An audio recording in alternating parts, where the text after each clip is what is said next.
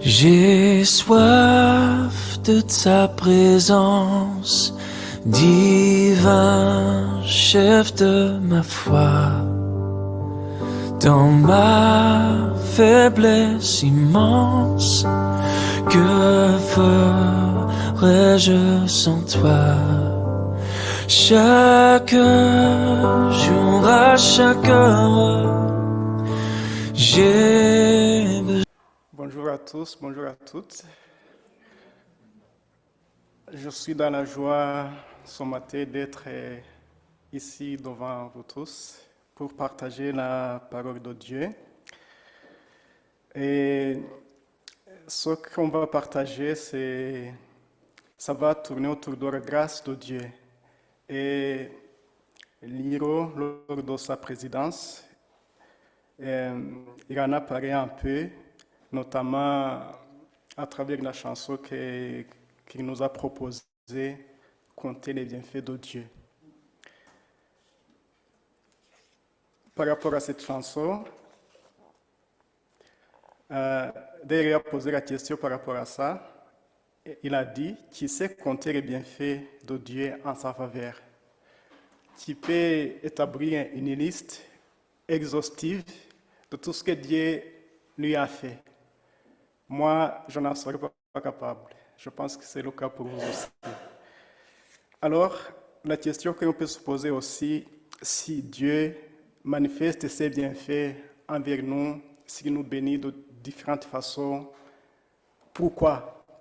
Est-ce que c'est parce que nous avons son mérite? Je pense que la réponse serait non.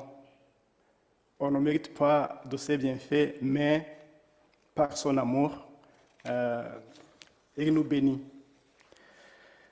Alors, je reviens à mon message qui porte le titre de Jouir de la grâce de Dieu. Et pour commencer, on va lire en Éphésiens, chapitre 2, verset 8. On dit, « Car c'est par la grâce que vous êtes sauvés, par le moyen de la foi. Cela ne vient pas de vous, c'est un don de Dieu. »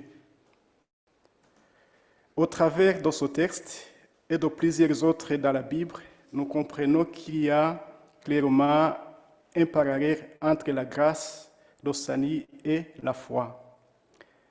On peut dire que ce sont les fondamentaux de notre vie d'enfant de Dieu, mais la base reste la grâce du Père à l'endroit des hommes et des femmes. Alors, puisqu'on parle de la grâce, comment la grâce opère-t-elle? Comment se manifeste-t-elle? Comment la grâce nous obtient-elle le salut? Mais d'abord, qu'est-ce que la grâce? La grâce est une faveur divine. La grâce est une faveur que Dieu accorde à ceux qui méritent le jugement. Par la grâce, l'amour de Dieu se penche favorablement vers nous pour nous tirer vers lui. La grâce de Dieu ne se mérite ni par nos efforts, ni par nos bonnes œuvres, et encore moins par nos bonnes résolutions. C'est simplement le don d'un Père qui est amour. Nous n'en sommes pas dignes. Elle ne nous est donc pas due. On accorde une grâce qu'à une personne condamnée. Et à cause du péché d'Adam, le premier homme, nous avons été réduits à la condition de condamnés, comme attendant dans la croix de la mort. Et la Bible dit, j'ai utilisé la version d'Ismaël, on dit, le salaire que verse le péché, c'est la mort. Mais dans d'autres versions, je pense qu'on dit, le salaire du péché, c'est toujours la mort. C'est en ce moment qu'intervient alors la grâce divine. L'Éternel a libéré la parole par laquelle nous avons obtenu la grâce. Et dans la Bible, nous savons que la parole, c'est Jésus. La parole s'est faite chair et annulé toute condamnation qui pesait sur notre vie. La Bible dit que la parole s'est fait péché et ainsi nous avons été sauvés de la mort qui nous attendait. Oui, en Jésus et la grâce. La Bible dit, la grâce et la vérité sont venues par Jésus-Christ. On trouve ça dans Jean 1, chapitre 1, 17.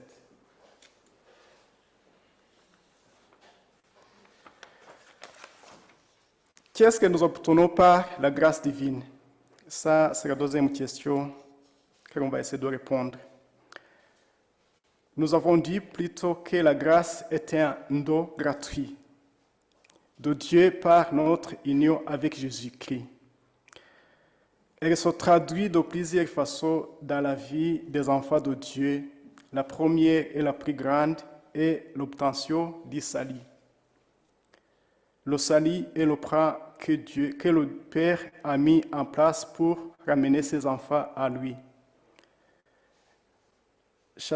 Galates chapitre 1, verset 15, on dit « Mais Dieu m'avait mis à part dès avant ma naissance et dans sa grâce, il m'a appelé à le connaître. » Ça, c'est Paul qui déclarait ça.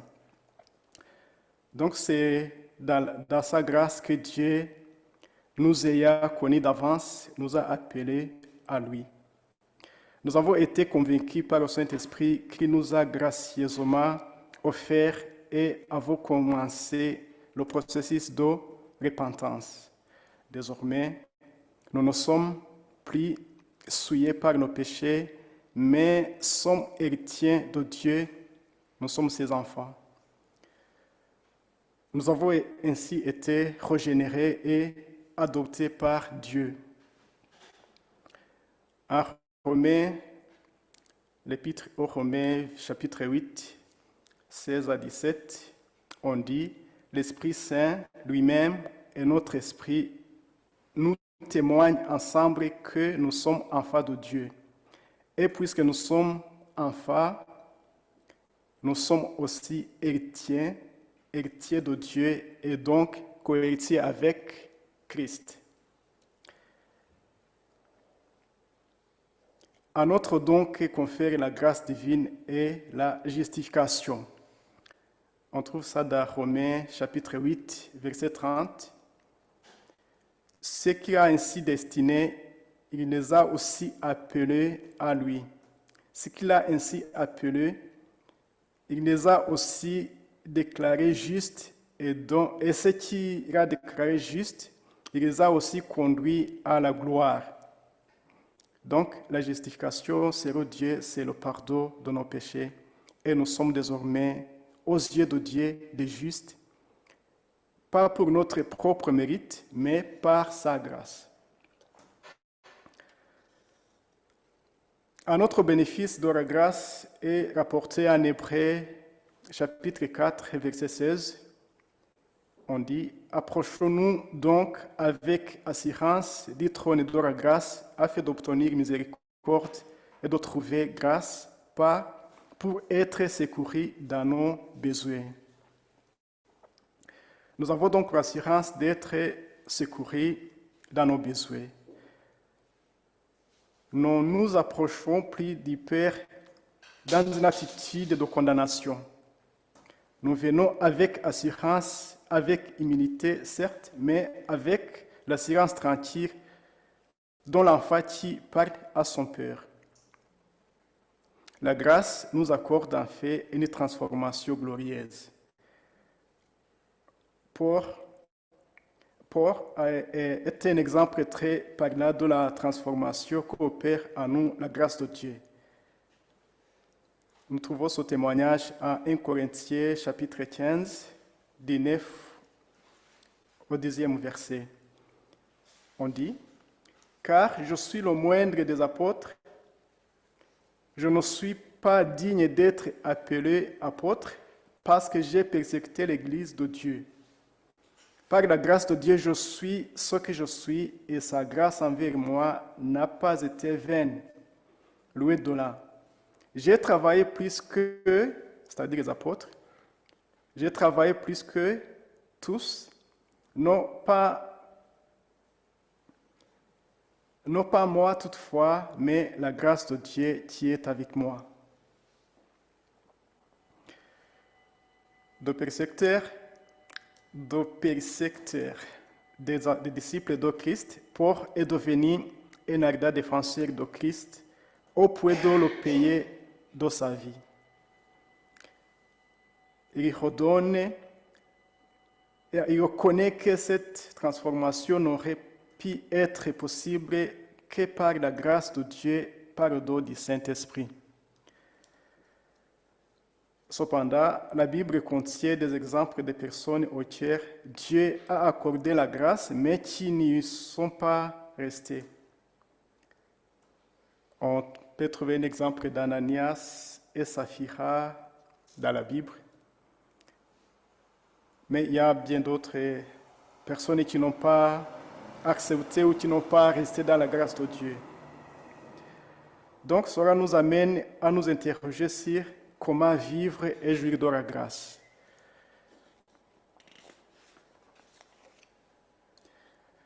Comment bénéficier de la grâce de Dieu? Nous avons lu plus haut dans la Bible que Dieu nous accorde sa grâce, nous accorde de sa grâce, un héritage par le Saint-Esprit. Imaginons qu'un parent lointain nous ait légué une terre qui lui a appartenu. Le règle est bien disponible, mais qu'arriverait-il si nous n'en prenons pas possession? Eh bien, nous n'en jouirons tout simplement pas. On s'en serait soi-même privé. Et il en est de même de la grâce de Dieu. La Bible dit à cet effet, en Hébreux, chapitre 12, verset 15, « Veillez à ce que nul ne se prive de la grâce de Dieu. » Si Dieu met sa grâce à notre disposition, il est de notre responsabilité de nous en saisir et la ramener à notre vie. Comment? Pour y répondre, nous allons examiner 5 clés pour saisir la grâce de Dieu. Le premier point, c'est mourir à soi et naître en Christ. En lisant Éphésiens chapitre 1, 13-14, on nous dit, en Christ, vous aussi, vous avez entendu le message de vérité, cet évangile qui vous apporte le salut.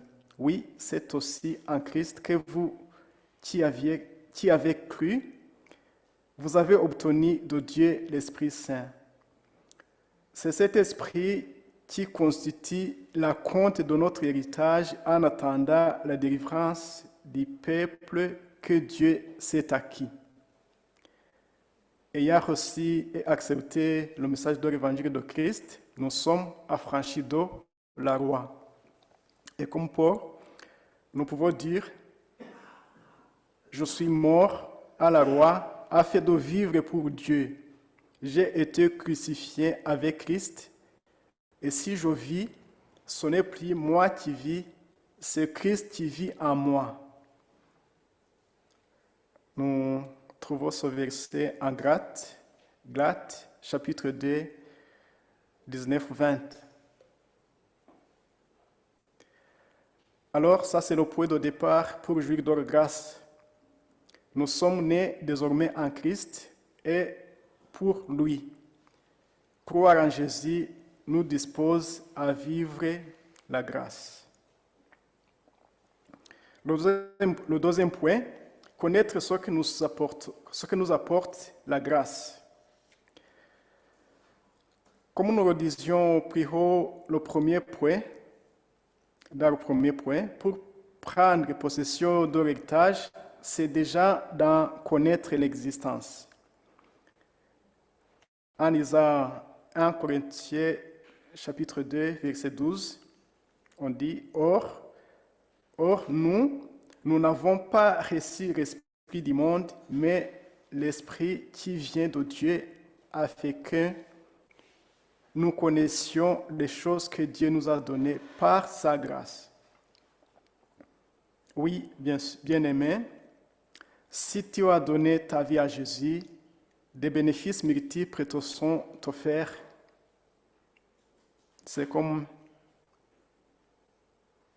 un paquet, c'est en anglais, mais c'est comme un paquet. C'est comme un paquet de plusieurs bénéfices qui nous a été offert grâce à la grâce de Dieu. Il faut que tu le réalises en recevant la révélation par l'Esprit de Dieu dans ta vie. Malheureusement, beaucoup, faute de la connaissance, dépérissent spirituellement. Bon nombre de chrétiens sont dans l'ignorance totale des bénéfices de la grâce tels que le pardon total de nos péchés, les dons spirituels, la plénitude du Saint-Esprit, etc. Et ils mènent une vie chrétienne dure et fade, faite de luttes personnelles et de frustrations. Nous pouvons faire cette prière de l'apôtre Paul en Éphésiens chapitre 1, 3, verset 3 et puis verset 17 à 18. Paul, il dit, « Béni soit Dieu, le Père de notre Seigneur Jésus-Christ, qui nous a bénis de toutes sortes de bénédictions spirituelles dans le lieu céleste en Christ. Que le Dieu de notre Seigneur Jésus-Christ, le Père de gloire, vous donne un esprit de sagesse et de révélation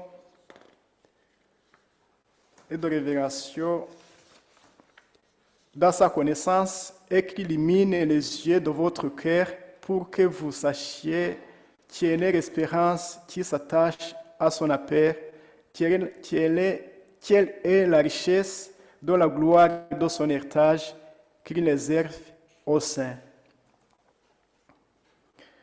Le troisième point, rejeter l'amertume. L'amertume ici, j'ai consulté Google, on dit c'est le sentiment durable de tristesse mêlé de rancœur lié à une humiliation, une déception, une injustice, etc. Donc l'amertume ici constitue un blocage à la manifestation de la grâce dans notre vie.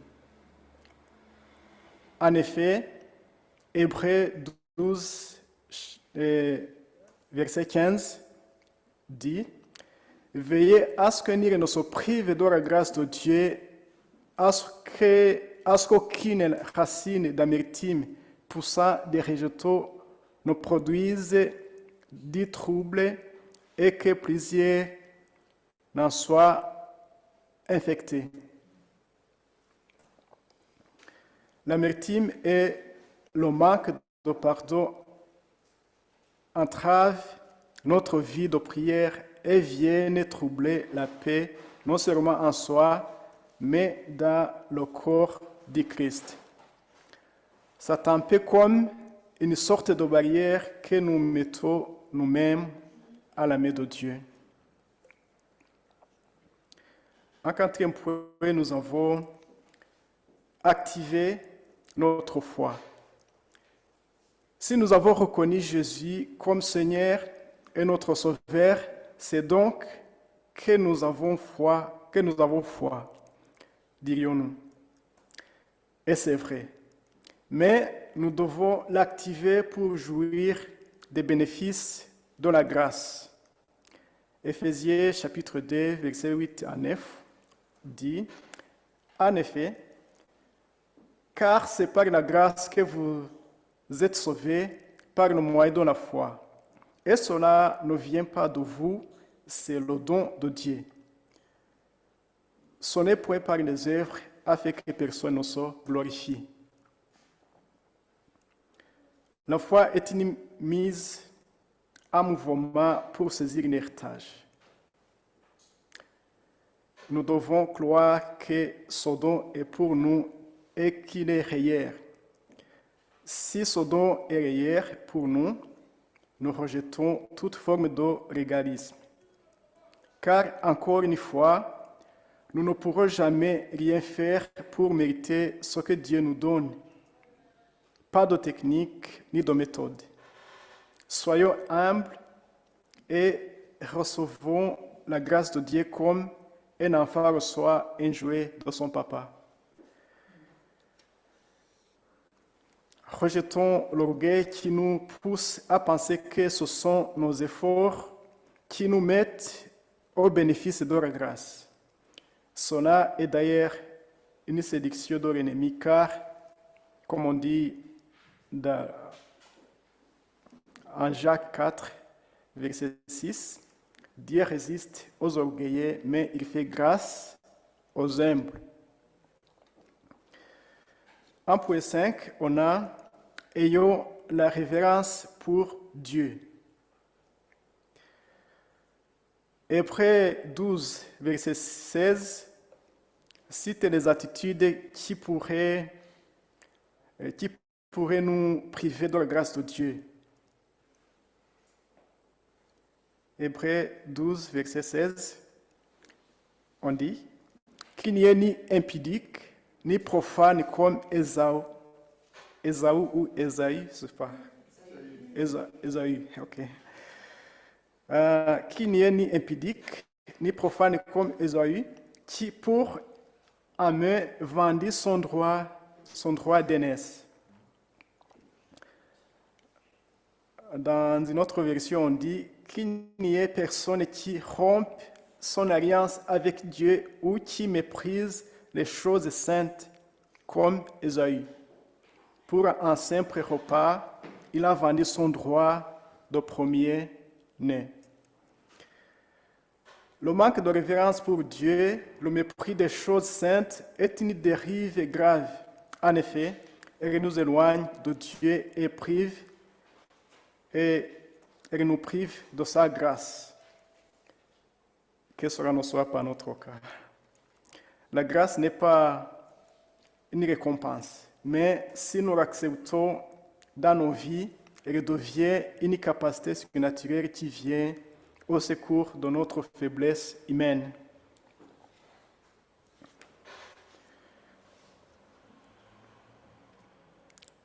Vous vous rappelez sans doute de l'histoire du malfaiteur qui a été crucifié au même moment que Jésus, l'un à gauche et l'autre à droite. Parmi les deux malfaiteurs, il y en a un qui a eu une bonne attitude et l'autre qui a eu une mauvaise attitude. Et les deux ont été traités différemment.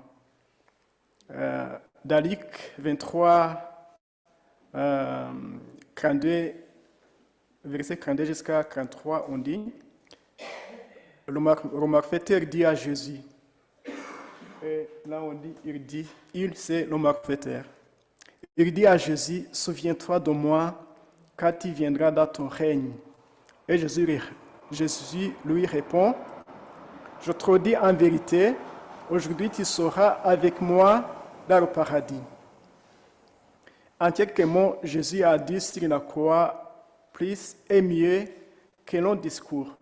Ce brigand ne le suppliez pas, ne l'implorez pas, ne fais pas une longue prière, ne gêne pas, mais dis simplement avec sincérité et humilité, souviens-toi de moi, mon roi, souviens-toi de moi, Jésus. Il a reconnu que la grâce était à son côté sur la croix et il l'a reçu et a été sauvé. Tu as peut-être eu une vie dissolue, et si je dis tu, c'est moi aussi, je peux dire j'ai peut-être eu une vie dissolue, c'est moi et toi. Bon, je préfère utiliser le tu, mais moi inclus. Tu as peut-être eu une vie dissoluée avant que tu ne viennes à Christ. Peut-être même as-tu fait des rechutes après être venu à lui. Peut-être as-tu rétrogradé et es-tu retourné à une vie que tu sais de plaire à ton Père céleste. Sache que rien n'est perdu. Personne n'est trop éloigné pour être hors d'atteinte de l'amour de Dieu. Viens avec assurance devant le trône de grâce et reçois la main de ton Père. Cependant, jamais la grâce de Dieu ne se manifestera au détriment de sa justice. En effet, en Tite 2, versets 11 à 12, on dit « Car la grâce de Dieu, source de salut pour tous les hommes et toutes les femmes, a été manifestée. Elle nous enseigne à renoncer à l'impiété et aux convoitises mondaines et à vivre dans le siècle présent selon la sagesse, la justice et la piété. » Le don du Saint-Esprit fait partie des bénéfices de la grâce. Il enseigne aux enfants de Dieu à marcher dans l'amour pour Dieu et pour le prochain et à cultiver la crainte et l'attachement à Dieu. Il nous enseigne sur comment jouir de la grâce de Dieu. Et pour terminer, je vais terminer comme Paul dans 2 Corinthiens, chapitre 13, verset 13. Ça, c'est un verset que dans mon église au Rwanda, on aime souvent, non, pas souvent, à la fin de chaque culte, on prononce ce verset. Donc, avec moi, vous pouvez lire à haute voix. Que la grâce du Seigneur Jésus-Christ, l'amour de Dieu et la communication du Saint-Esprit soient avec vous tous. Le peuple de Dieu dit Amen. Merci. Sous la pression, sous la tension, tu fais